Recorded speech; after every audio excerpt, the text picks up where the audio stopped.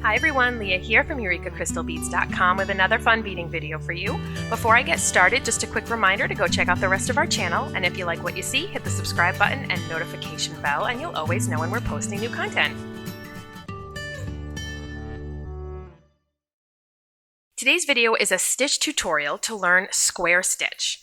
Now, not only are you going to learn square stitch, but I'm going to use easy to see size 8 seed beads, exciting Cymbal brand findings to jazz up your clasp area, and I'll show you my secret for easy color blending.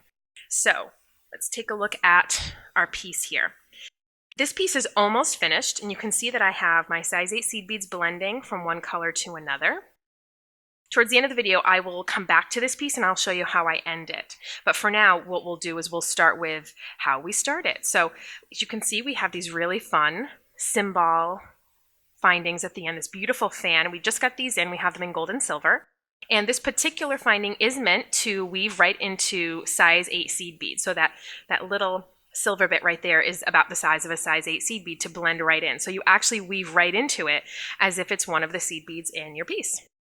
I also have here a tiara cast toggle, my favorite toggles because they're such lovely quality.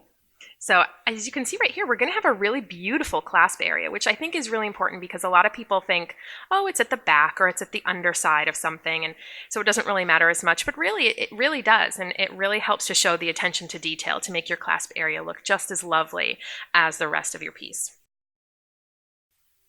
All right, so to get started, I'm going to show you what we need to get our square stitch started. So I have most of one color here with one of the secondary color mixed right in because I'll show you how I start to blend that in. I also have a little size 11 seed bead here just to use as a stopper bead. So you can use whatever kind of bead you like to use as a stopper bead. I find I like size 11s rather than using one of the size 8s because it's easier to make sure that it doesn't get woven into your piece. And I just think it stays a little tighter than a size 8 stopper bead. So I'm using 6-pound Fireline, and I am using Smoke as the color. I'm using a nice, easy to use size 10 needle. So far this project should be pretty easy on your eyes. And I'm going to start by adding on my stop bead. If you've never done that before, all it takes is threading through the bead and then threading through it again. And it's just there temporarily. You want to make sure you leave a tail that's long enough that you could weave it in later, because eventually we'll pull this stop bead off and we'll want to weave in that tail. And sometimes I'll just double through it again, just to make sure it's extra secure. We'll still be able to pull it off if we pull it tight enough. Now I'm going to pick up 2 of my size 8s here, and I'm going to go through my Cymbal finding as if it's another size 8, and then 2 more size 8s. So it'll be like we have a total of 5 beads. This is going to be 5 beads wide. But for this first row, we have that little Cymbal finding attachment that's acting as one of the beads. And remember, that stop bead is not to be counted. It's just there temporarily to keep our beads from falling off. Now, the neat thing about square stitch is any pattern you find that is for loom, a bead loom, you can do with square stitch. And I'm a big fan of that because I don't love sometimes the bulky nature of looms, but you can do it with square stitch, and it's an off-loom beading technique, but all of the beads will sit in the exact same fashion. Again, I'm just using a small piece of Fireline here just to demonstrate starting it, and then I'll end up moving to the finished piece to show you how we end it. So I'm going to pick up my next bead, and this is the bead that's going to sit right underneath that last size 8 that we picked up. I'm going to loop back around through that size 8. And it's okay if we're a little bit loosey-goosey right now. This will tighten up a little bit. And what can also make it seem a little looser than it actually is if your stop bead shifts a little bit, but that's okay. You can always shift it right back over. All right, so the size 8 that we just picked up is sitting, as you can see, right below the size 8 that we were coming out of and that we are now coming out of again since we looped back through. Now we're going to go through the new size 8 again and pick up our next bead. So we're going to pick up our next size 8. And you want to take note of the bead that you want it to sit under. So in this case, that's this one, because it's going to fill in this little empty spot right here. So that means we have to loop back around through this one, and only this one. So you're not going to continue and go through the bead at the end. You're just going to go through the bead that you want your new size 8 to sit underneath. You may have to pop it into place so it sits the right way. And you may have to tighten up your stop bead for now. And that's what we get. Now we have to go through the new bead that we just added, and you just go straight down in the center of your beadwork there. And you go through your new bead. I like to keep it pinched between my fingertips because it helps to keep everything nice and tight. Okay, now we're going to pick up our next bead, and keep in mind what we are treating as a bead is that little silver loop here, that finding. So we're going to loop back up through that silver finding as if it was the next bead that we wanted to plug this new bead underneath.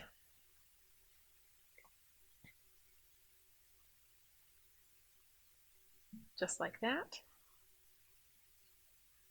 And then once we go through the new bead we just added, it does help to straighten it out. So don't worry if it looks a little bit wonky. You can see how nice and straight these first two rows there look. This will straighten out in the same way. And once I get through, I like to pinch it between my fingertips to keep things nice and tight. So as I pull tight to tighten it up, it stays nice and tight. Now we're going to do this again. So again, take note of the bead that we want our new bead to sit underneath. So that's this one right here. So we're going to loop back through it, bring this down, and then loop back through the new bead. Don't get caught in there.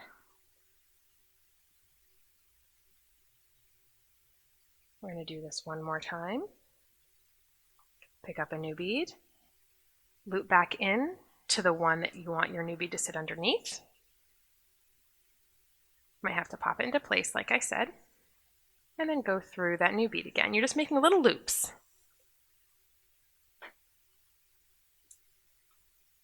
And that's what we got so far.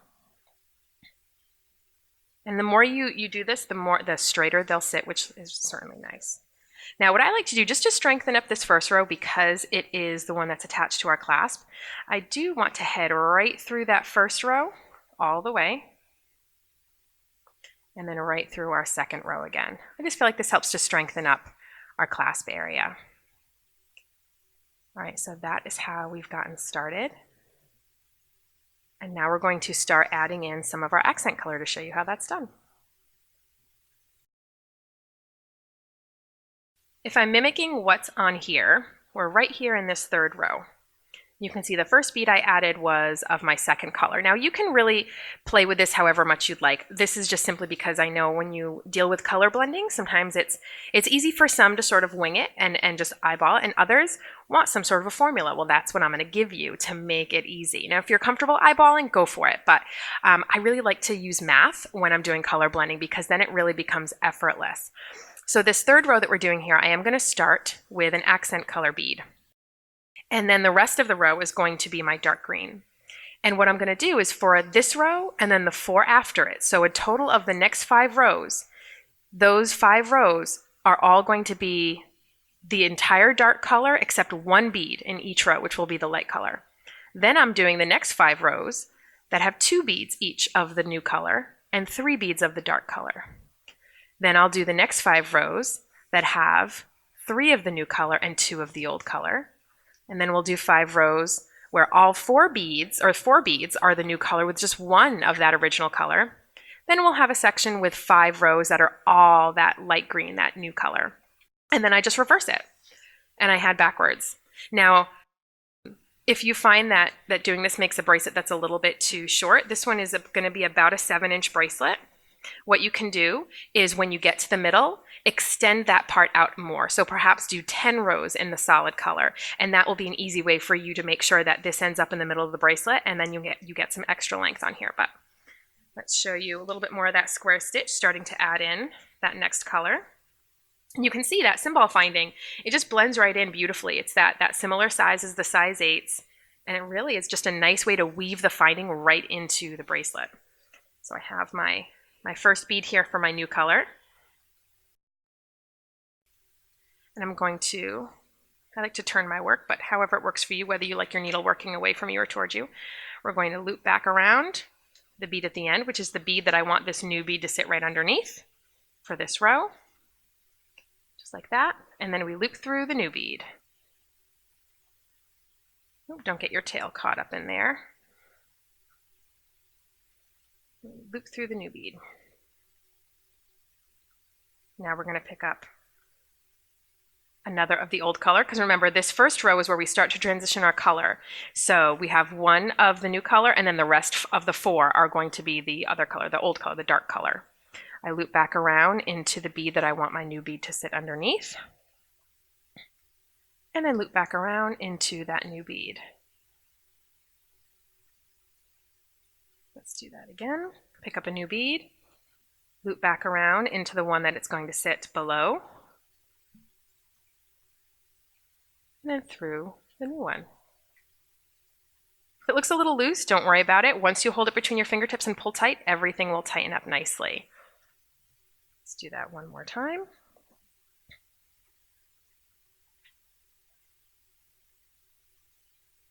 This is a really nice stitch. It's similar to peyote in that it's very rhythmic. So if you tend to like peyote stitch, you will probably love square stitch.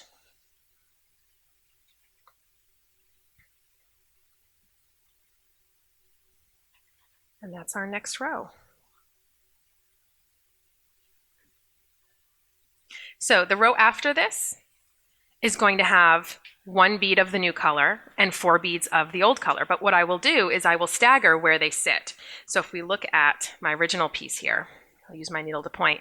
This was the bead of the accent color we just added. In this row, I added it a little bit further away from that. And then the next row kind of lined up in between here at the other side. So I really start to space out where those beads are. That gets a little bit tougher to do once we get further down and you have to have a lot more of the same color in the same area, but that's totally fine. That's what the color blending is that you want to eventually get to the point where it's entirely that second color, that brighter green that we have here.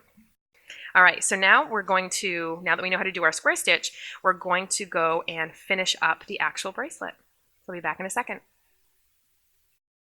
Now that I have my needle threaded back onto my long piece of fireline, and by the way, speaking of long pieces of fireline, I got about a little bit more than halfway. I'd say I got to about here on my first long piece of thread, and that thread was about a full wingspan. So then I did another full wingspan just to have plenty to work with on the other side. But don't try to work with a piece of thread that's so long that you're just going to be doing nothing but dealing with knots and tangles, because it would have to be a really long piece of thread to get through the entire bracelet. If you're up for it, go for it. But I would say plan to add on thread, and you just do that by weaving back your old thread, tie some half-hitch knots along the way, weave in your new thread, tie some half-hitch knots along the way to pop out the same side. But in this case, I have now finished, so this mirrors the first side. Not necessarily an exact bead placement of my accent colors, but in the sense that if you count back these rows, you're going to have the same number of accent colors in each row. Okay, so this row is going to start like normal. I'm going to pick up a size 8 seed bead, loop back around through the bead that I want it to sit below, and then through the new bead. Do the same thing with the next bead. Now, working with a size 10 needle and these size 8 seed beads really is an easy way to learn this stitch and create this really pretty bracelet, because when you get into the size 8 seed beads with Miyuki and Toho, some of their colors are just absolutely stunning.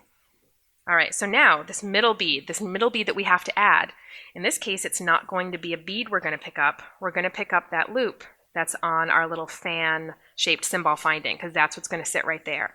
So as if we were picking up a bead, we're just going to loop through our cymbal finding and then through the bead that we want it to sit below, just like we've been doing.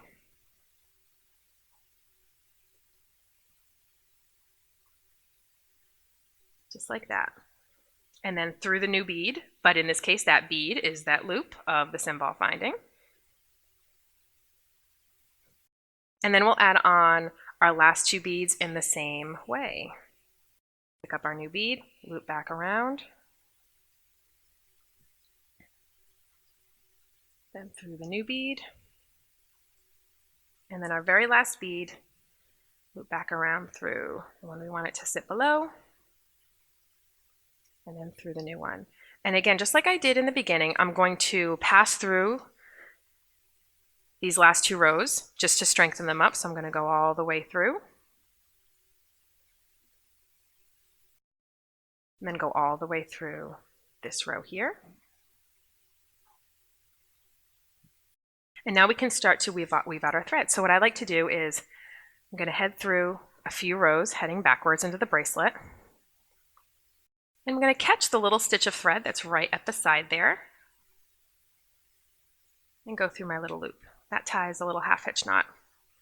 And I can go through another couple of rows and do the same thing. I like to do them on opposite sides just so they are a little bit visible. You don't have too many in one area. Another good way to secure your thread is to loop through two beads that are one on top of the other. So let's see, we'll do that at this side. You can go right through this bead here and then out the one you were coming out of all over again. You just want to weave back down your bracelet a bit. I try to get at least 3 or 4 knots in there, as well as do a little bit of weaving. This is just going to help to strengthen up your bracelet. And once you've done a few knots, you can weave just a little bit more.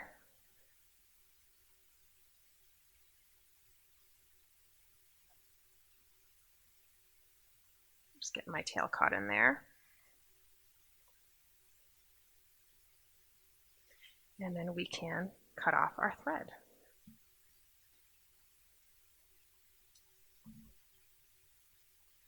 And voila, we have a beautiful bracelet. Those lovely cymbal endings add such a nice look to the clasp area. And then we have that really fun color shifting happening, which I think is just a really nice, simple way to get a little bit of extra interest in your bracelet. All right, folks, that wraps it up. Thanks for watching. Make sure to visit us on over at eurekacrystalbeads.com for all the materials used in this video, as well as any of your other beading needs. Bye.